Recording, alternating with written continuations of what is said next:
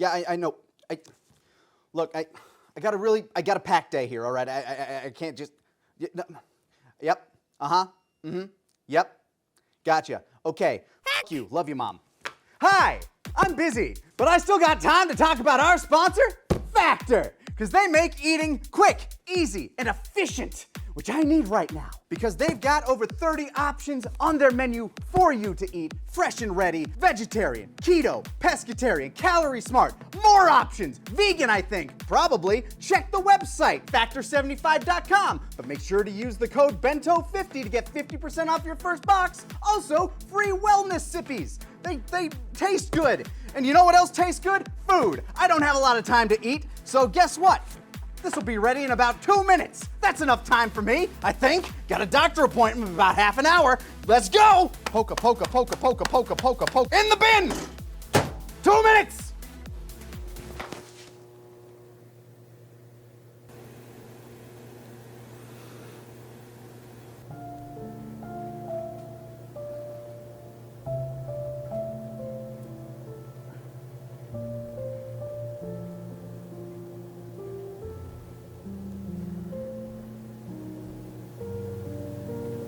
And it's done. Much better than the crap you're gonna find in your grocery stores. Factor's flexible for your schedule too. You can order between 6 and 18 meals in your box every week, depending on how often you think you're gonna have time to cook. But who has time to cook? I don't. So thank you again to Factor for making my life just that little bit easier every day. Factor75.com or the link below. Use the code BENTO50 at checkout to get 50% off your first box. And free wellness shots for life, as long as you're subscribed. Ah, shit. I gotta call my banker. Yeah, buy. No, not buy. As in B-U-Y. Factor. All right. This is your idea. So, Okay. I've never actually seen the original GT opening, Sissel.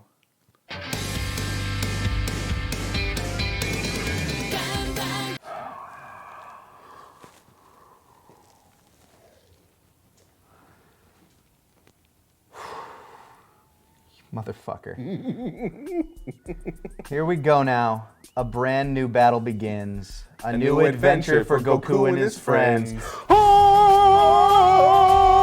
Step into the grand tour, grand tour, grand tour. Step into the grand tour, Dragon Ball GT. Son of a bitch.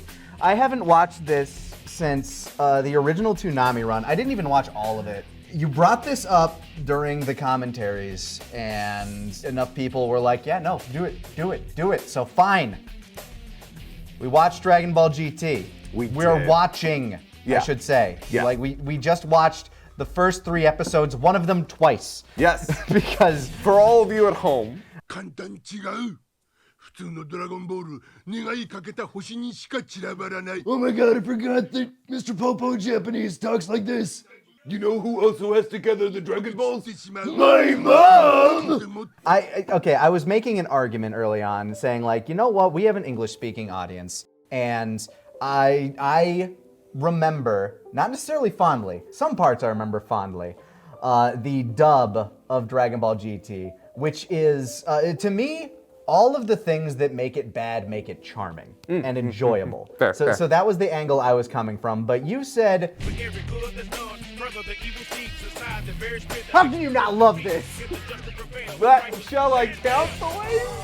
Okay, so I wanted to experience the series in its truest form, you know, unadulterated by as much as possible, because With the original score, without any mistranslations. Because, to be frank, I'll admit, I have seen subbed GT before. I was a child, and I hated it.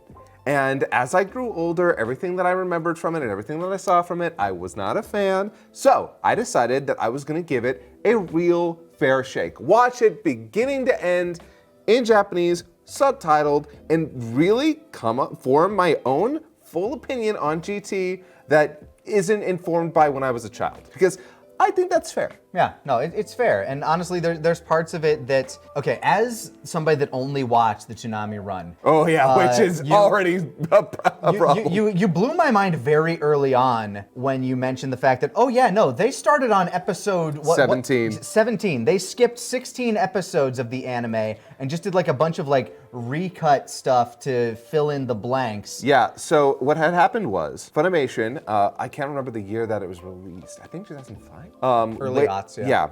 They were finally bringing GT to America after Z was ending, and they had gotten the buzz, the feel that people weren't huge fans of GT.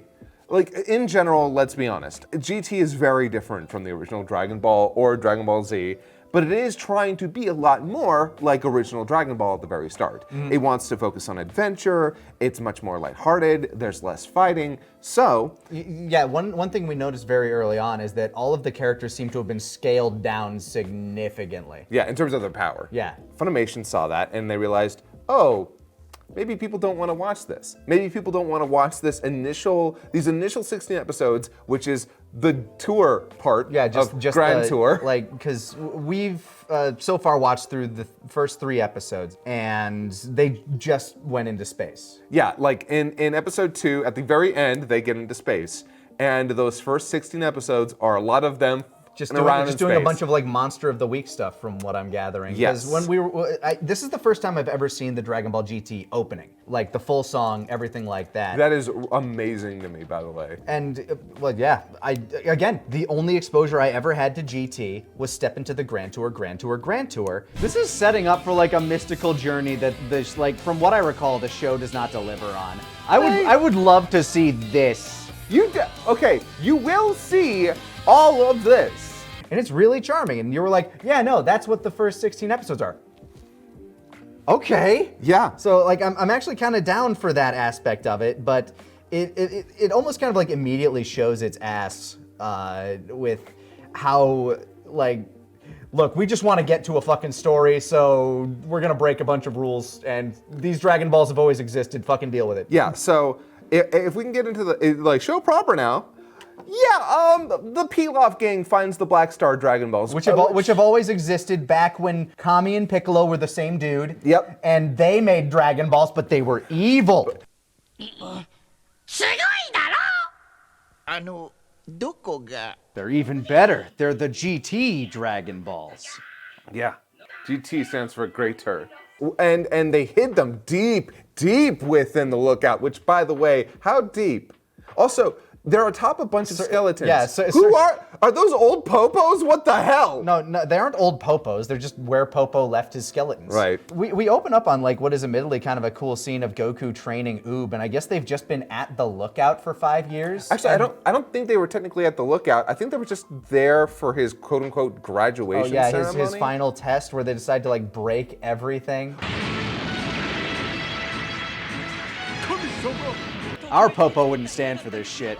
Which, by the way, is fantastic because in the original, Piccolo is freaking the hell out over Boo destroying the lookout. In this, nah, don't worry. Goku and Oob do it right away, and it wasn't until we rewatched through in English that I realized, wow, Goku isn't really taking this seriously because he's just fighting Oob at base level, and he's like, yeah, you're ready to go. Bullshit! Kid Boo was whooping your ass as a Super Saiyan, and you're sitting here like, okay, Oob, you're good, bye. Yeah, no, it's.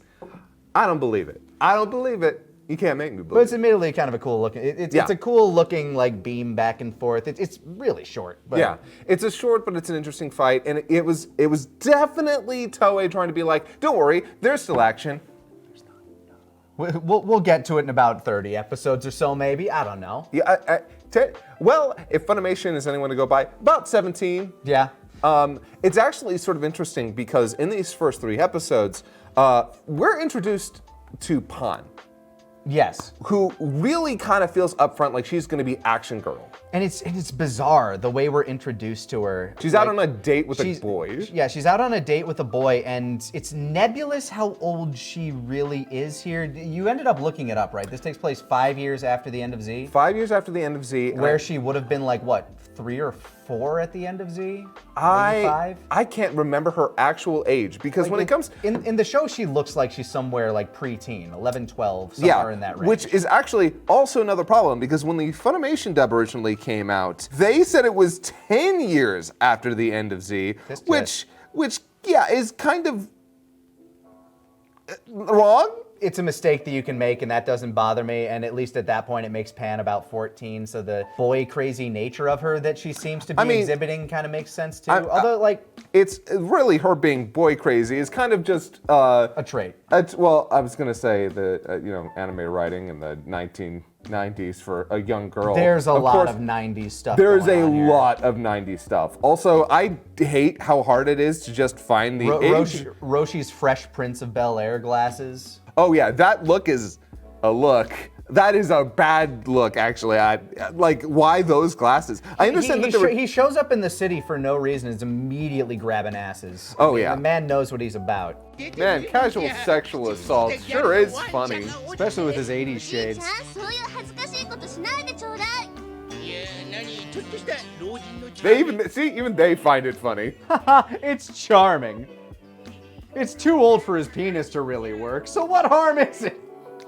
It definitely kind of seems like they were trying to update everybody's look in this. And honestly, 90% of the characters just look worse. I'm sorry. Everyone's designs. Trunks in the puke green suit. And then when he's not in the puke green suit, he's got the ascot, the gloves, and the shorts. And look, I wear shorts, okay? But he's not. They're not working. They're not jacket working. and shorts is a weird combo to begin with. Because, Yeah. like, what? Are you cold? Are you warm? What's happening? But nobody suffers worse than Vegeta, who just went completely off model. There's no way of talking about this without talking about Vegeta. It's unfortunate because, okay, so His mustache. weird thing in terms of the production of GT is that the first episode looks great. Fantastic art across the board, great animation. Second episode immediately looks worse. They had another studio working on it, and it's not one of the best studios, to be quite frank with you. And that's the first time we see Vegeta with a fucking Guile haircut. The first time he shows up, if you don't know that's supposed to be Vegeta, I don't know how you assume that's Vegeta. No, it makes you wonder if, like, Mr. Are they trying to hide it? Or Like, yeah, well, no. If you see it and you don't know it's Vegeta, you wonder: is that Mr. Satan's brother? Did Mr. Satan have a son that we didn't 'cause know about? We get introduced to Vegeta in this weird subplot where these two guys are trying to kidnap Bra. I cannot believe. It's like you said. By the way, one shot of Bra. We get a single shot of Bra in the first 3 episodes, which is nuts to me. Vegeta just didn't give enough By the of a way, shit. that girl is technically younger than Pan. I know, right? But she like looks older. Maybe like, I don't know. Do you think they pulled like a Dragon Balls thing like Bulma did? Where it's like, I want to look 3 years older. Yeah, they have a child, hitherto unmentioned. It's like, whatever, go away. But yeah, like you said, it's insane that in a show that is not based off a manga, we have filler. Yeah, it's filler. They have, like, the second episode is filler. Yeah, there's literally no purpose to that entire subplot. It does not fill anything out. What I think it was they were like, okay, we have Goku as a kid. We need some hijinks. We need some hijinks with him as a kid. Because what happens is they end up mistakenly grabbing Goku after they mistake Pan for Bra, but then Pan flies away and they end up hugging Goku and he's like, hey, what's up?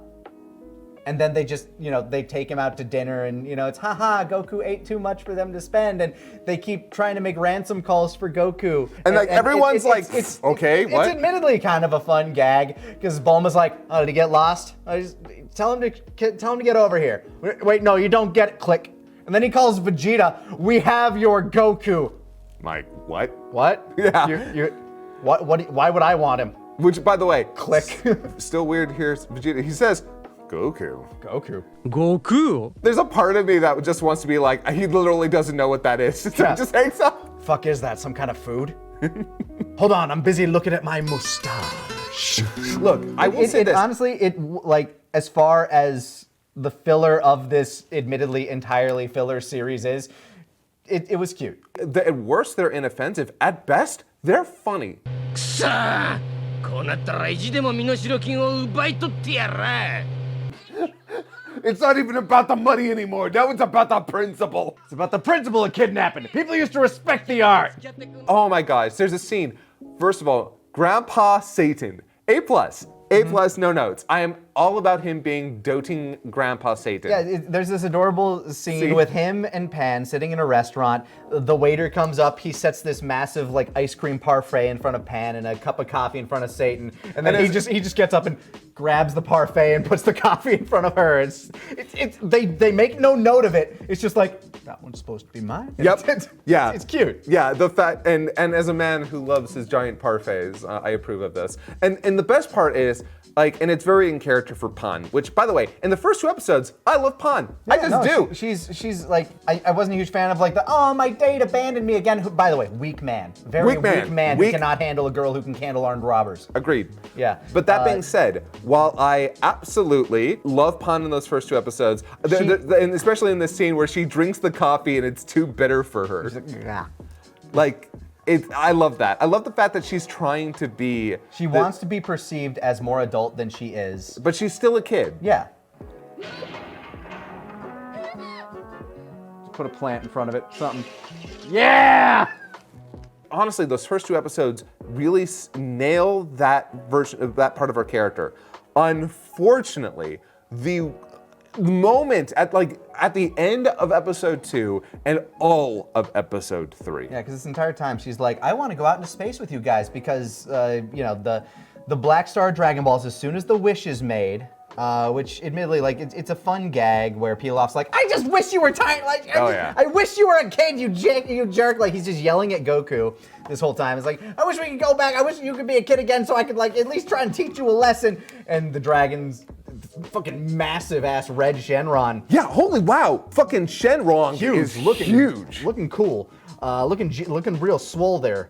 Just like, all right. Goku tiny, but then King Kai learns in heaven. Oh yeah. It's like, yeah, apparently the world's gonna blow up if you don't find those again. Also, they're scattered throughout the galaxy. Enjoy your adventure. Oh yeah. King Kai learns this, which you mentioned in heaven. So yeah, I guess he's like asked around. Come on, there's heavenly people out there. There's other Kais. So he asks around. He figures out that, hey, by the way, turns out if you don't collect those Dragon Balls in the next year, Earth's gonna blow up. Yeah. Any planet that the wish is made on with those Dragon Balls goes boom. And so, yeah, they have to get in the ship, which... They have to build a ship, and Pan's whole thing is, I want to go too. I want to be seen as an adult too. I want to help. I want to help. Which, that's great. By the way, I got a note. Just get the Earth Dragon Balls and then wish the Black Star Dragon Balls to Earth. Yeah, we talked about that while we were sitting there, just like... Wish all the Black Star Dragon Balls back to Earth. Yeah, just get the real Dragon Balls. Yeah, bing, bang, boom. This is so dumb. But then you don't have a show. I know, but like... So then we wouldn't have to watch a show. Anyway. I hope we cut to that shot. Yeah. No, yeah.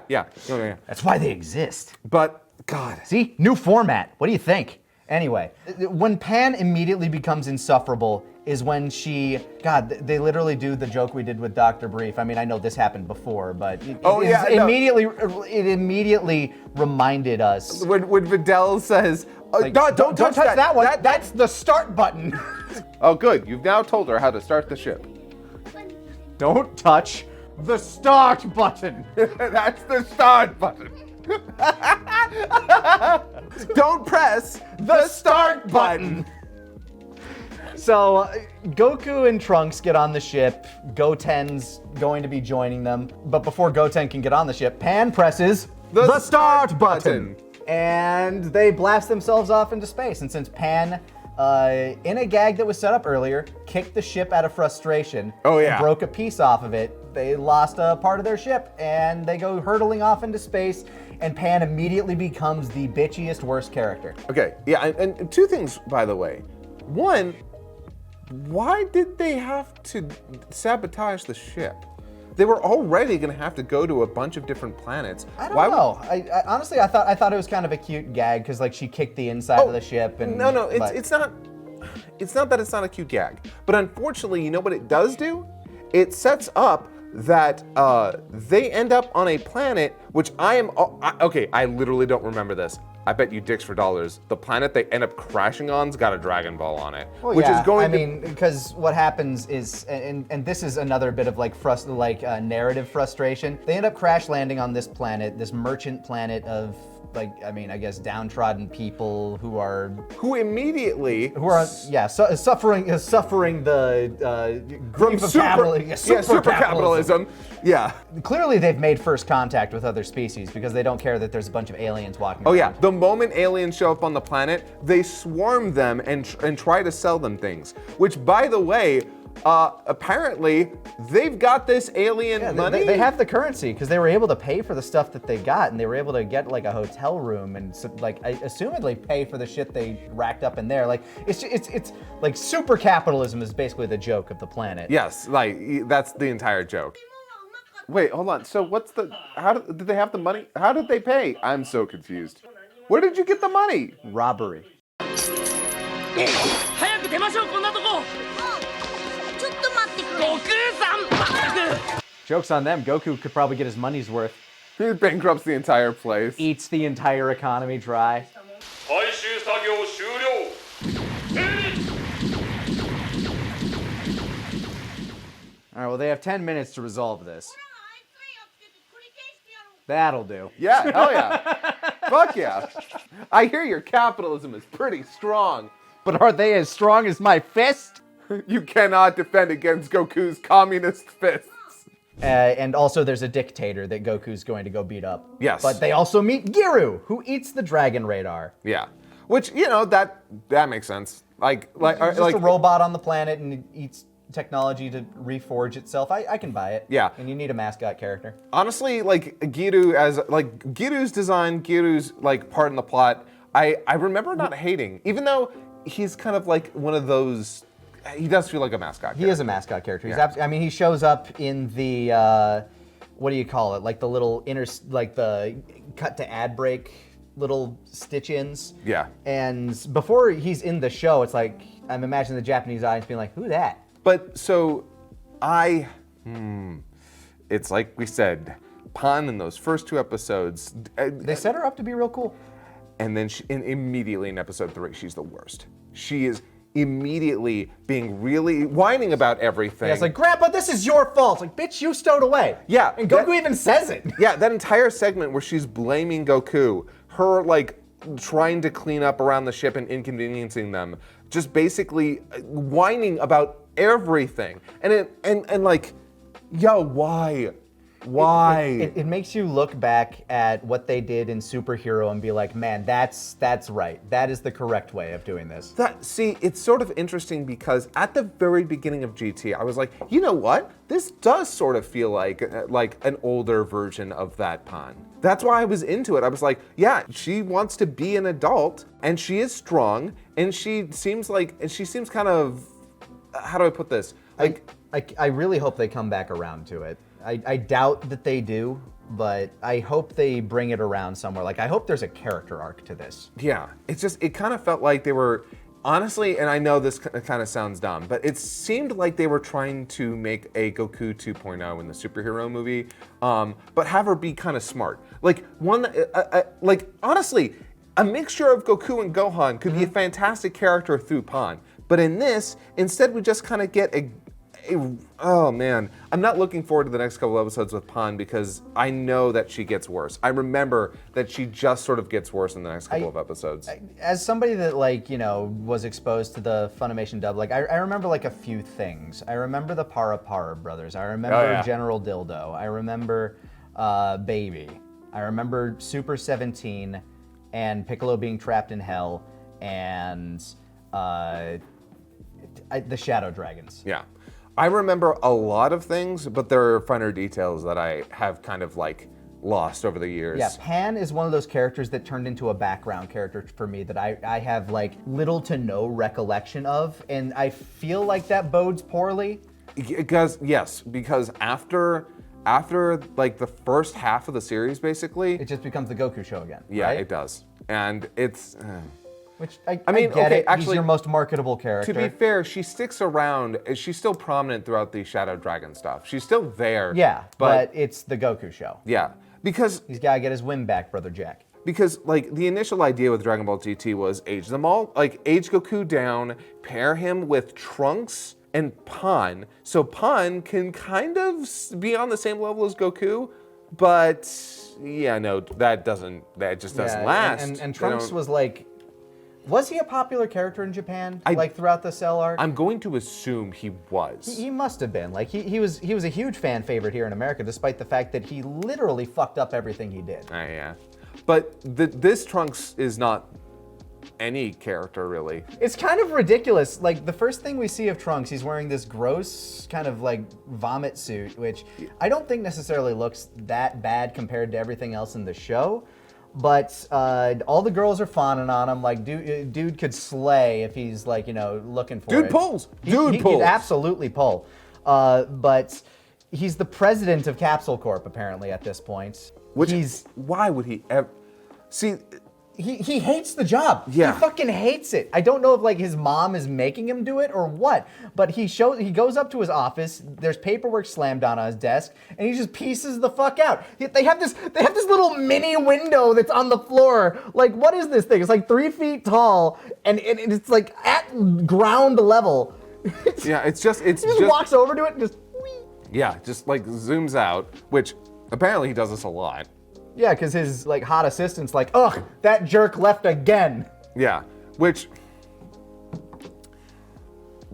this Trunks isn't a character. This Trunks is like the most milquetoast Trunks that there's ever been. He's a Trunks he's a Trunks that's known very little hardship. And also, like, he's not as cool as original Future Trunks. He's not as like cheeky or as mischievous as he was as Kid Trunks. Now he's just a dude, and that I feel like that's just going to be his character moving forward. Which, okay, look, I get it. They're basically a Manzai trio in a way. They need a straight man so they can have like, the rambunctious girl and the stupid boy, and like he's the dad to the like basically playing the father figure to the both of them, trying to keep things from going too far off the rails. Yeah, he's the responsible one. Yeah, which cool, all right, but why in the world would you choose Trunks for that? You know who would have been great? Piccolo. I wholeheartedly agree. Oh, yeah. Okay, yes. Having Piccolo there, first of all, cool. Now you have a character, like, who's very different. And he's very serious. Yeah, and like he puts up with no bullshit. He's not in the show for forever. And let me tell you, next time he shows up is the worst. I believe you because I only remember the part of him going to hell. Yeah. Is that the next time he shows up? Oh no. So, yeah, look, the reason we want to watch through all of GT, and I know that we've kind of been all over the place in this. We didn't exactly go structured. I promise it'll probably be more structured. It'll be a bit moving more structured moving forward, but this being the first one, it's hard not to go from like where we were when we first saw it, what we knew then, and what we're dealing with now. Especially because I'm watching episodes that I've never seen. Yeah, and we just came. We literally watched it and then sat down to do this. Yeah, the visuals for the closings are stupendous. Like, just gorgeous shot after gorgeous shot. Like, the opening looked great. Yeah. Like, honestly, it makes me really sad because the opening and the endings are all bangers. Phenomenal. Like, every single ending is better than every ending that Dragon Ball has ever had except for Romantica Gerugo. So this is all fresh in our minds, just bunging around. Yeah, I've never seen these episodes. I've seen parts of these episodes because I remember Goku being turned into a tiny boy. I remember them building a spaceship. I remember Pan launching it before they could, but I don't remember anything about Capitalism Planet. And that's a two-parter. It's more than a two-parter. Jesus. Yeah. Sit tight for the next couple episodes because it's about to get weird and wild. But yeah, we wanted to do this because, again, we spent a lot of time talking about GT in the past. Shitting on GT. Yeah, talking about how it's a lot of neat ideas done poorly. You can see any of our DB Sembers where we even mention GT, which is few and far between, admittedly. But this is, again, like I said, this is the first time as somebody who honestly, when I was younger, I would not trust my opinion on most things. That's why I'm looking forward to it as an adult, being able to look at it much more objectively. Yeah, I will say, I'm looking at this from the lens of, like, I know if I was watching this as a teen who had, or a preteen, I guess, I can't fucking remember, who had just finished watching Z, I know watching a bunch of this would have been like, This is bullshit. What's happening? I want to watch Yu Yu Hakusho now. You never saw the original trailer they put out, did you? probably not. Funimation's original trailer is bullshit. I'm sorry, guys, but yo, Splicey?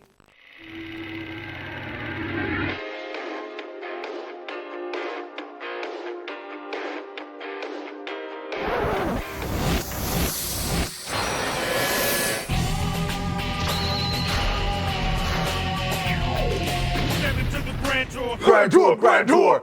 And it's like, and that's how they introduced their version by saying, hey, the old one sucks. Watch our version with cool rap and awful background music. It's shit like that though that's like, we talked about this. It's charming bad. It is charming. At this point, it's charming bad. Back then, I'm guessing it was just bad. But Yeah, well, looking at it through that lens now, it is incredible to watch what they were trying desperately to do with Dragon Ball GT. The background score is done by Mark Menza, the guy who did the music for either the Jimmy Neutron movie or show. I think it was the movie. Son, let me tell you a little bit about rockets. They're big people things, son. You just can't go around playing with big people, fiery, flying things. Because that's what rockets are. And it is nothing. It is not a score. It is somebody on a guitar just kind of riffing through the episode. It's very unbelievably boring. yeah, because we went back and we watched, we literally watched episode 1 twice in a row. In Japanese and then dubbed. So, do I have to go back to school now? You never went to school. Yeah, good. Oh God, he watched Evolution. Oh no.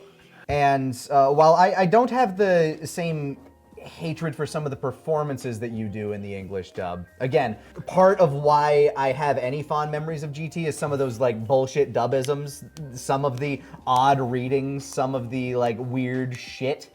But the music is admittedly much better in the Japanese. I know I've been kind of shitty about the Faulkner team's score, but I think I have also over the last several years shown that I have much appreciation for its best stuff. Like Faulkner's team put together some really good music. There's some of it that really hits. Cell's theme, Yeah. or specifically the perfect one, Gohan's Anger, which, you know, that's.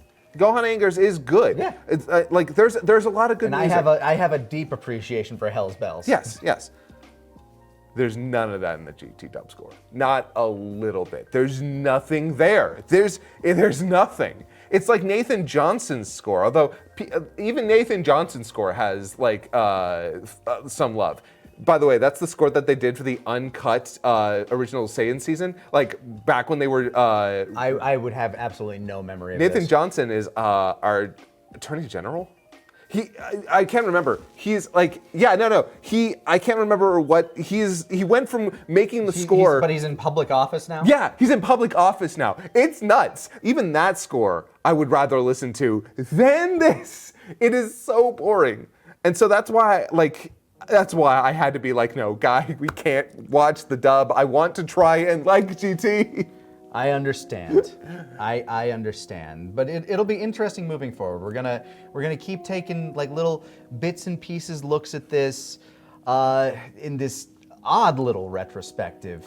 I don't know, man. It's different. It's different. Hey, so this is exciting because genuinely, I can't wait for you to see the crazy weird bullshit that they do in those This is the part that I'm kind of looking forward to the most. The actual adventure monster of the week, what the fuckery before it becomes Dragon Ball Z, but worse. yeah. Yeah, no, it's I'm sorry. I know it kind of sounds like I'm setting myself up for failure. I know there's a lot of people back at home who are big GT fans who are actually looking forward to us giving it a chance, and I promise I am. Hey, I'm already speaking the praises of the things that I enjoy. Yeah, I mean, again, I liked those first 2 episodes. There were a lot of jokes that actually worked for me. We're gonna keep watching. I'm gonna keep having an open mind. I'm going to enjoy seeing your response to some of these things as well. And yeah, I hope that you join us for more episodes of this because I'm excited. So we'll catch you guys next time On GTFS. Oh God, I hate it. Oh, this is why I do outros. Fuck. Ugh.